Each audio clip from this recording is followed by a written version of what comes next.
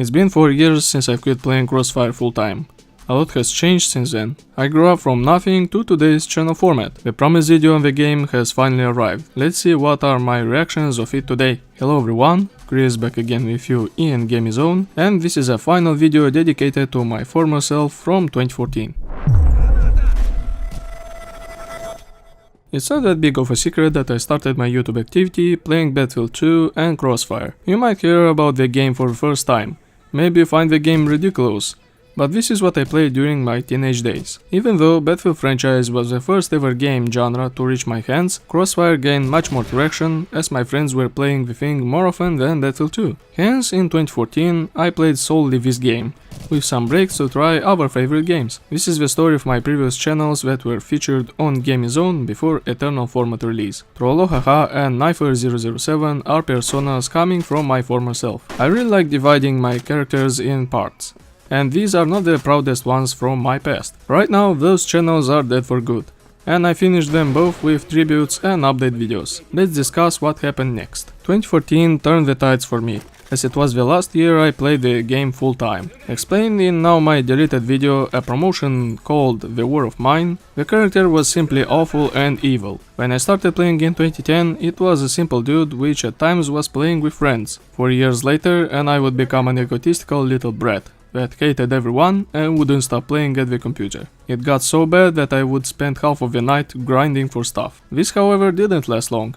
Basically in August 2014 I got destroyed in pieces, had all of my personal belongings taken, similar to grounding for US people. I recovered for a whole year and it really cut me down through the grades, and my social rankings were quite bad at the time. This is where Gaming Zone beginnings lie. In 2015 I changed completely, as it was my final year of school and me being a 14-year-old kid, I needed to fix my garbage grades and reach the college steps. During this period I opened myself a wider view of the world related to gaming. Now that I finally started working harder, got myself decent amount of money, I realized that Steam and Origin have awesome games, which are paid, but are much better than what I played before. Battlefield 3 was given away for free.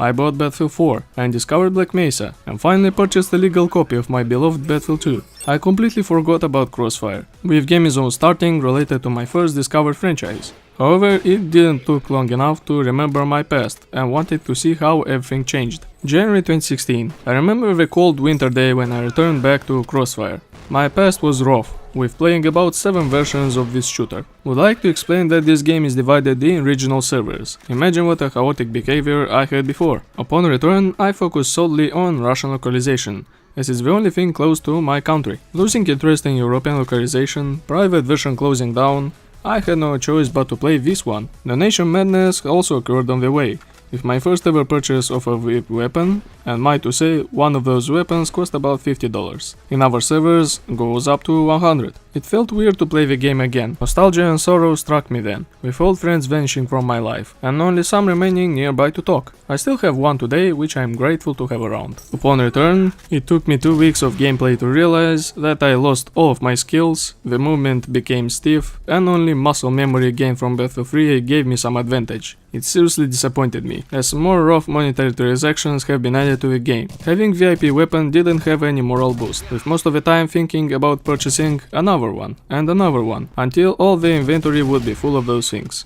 It became boring, and with that I played it until mid-2016, later following a deletion and ulterior boycott from my side.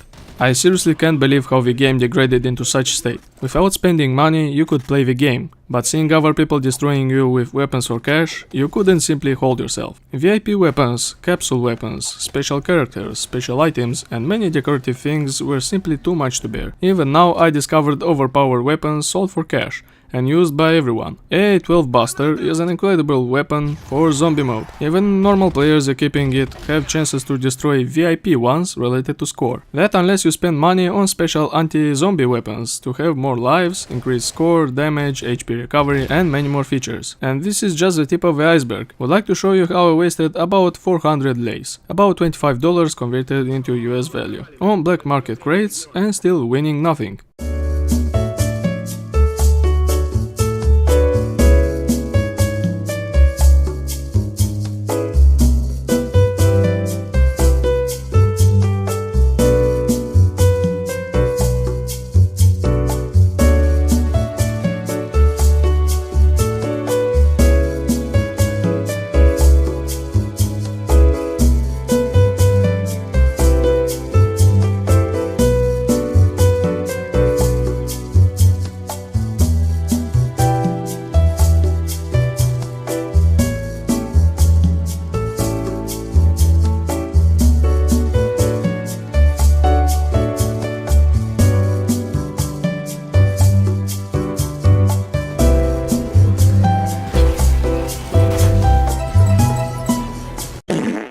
Thanks to an event, I recuperated my losses by receiving a VIP melee weapon and 3 custom weapons. The weapons that I received have a value of about $75, and with that money you can purchase several AAA titles on sale.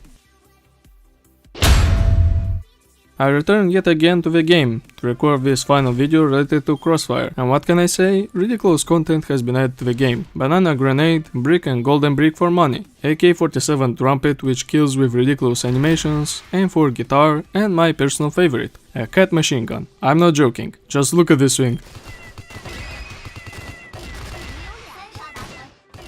Look at this thing and tell me with a straight face that the present military shooter game is something serious. Developers have a bias towards female characters, with community requests related to male counterparts being denied of introduction. The one that was an attempt during a beta was deleted and made a normal character. I can't believe how the game has changed. Looking at it today makes me wonder, why the heck did I play this thing, and what is going on here? Right now the game is punishing the free-to-play players less than before, with new zombie modes that share rewards and weaponry to everybody, and events also give away content to dedicated players. Playing it again in late 2018, I realized why people still love this game. It's because of friends, community, and overall lacking of monetary resources and PC power to move on and start playing something else. I was in a similar situation before, but now I am glad that I changed my target to something else. But this is not the end. CrossFire is announced as a franchise, with a new title released as CrossFire HD, basically a remake and remaster of a current one.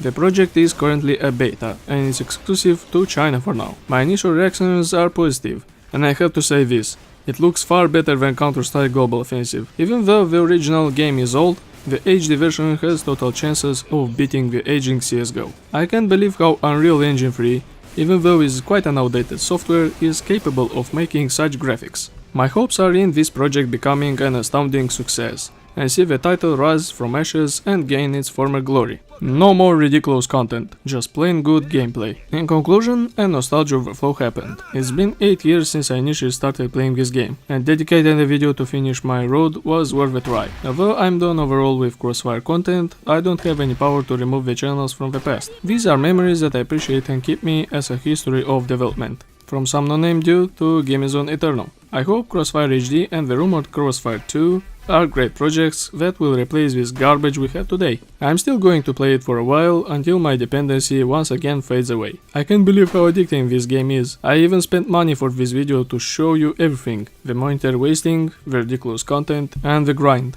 That's it folks. CrossFire, thanks for everything.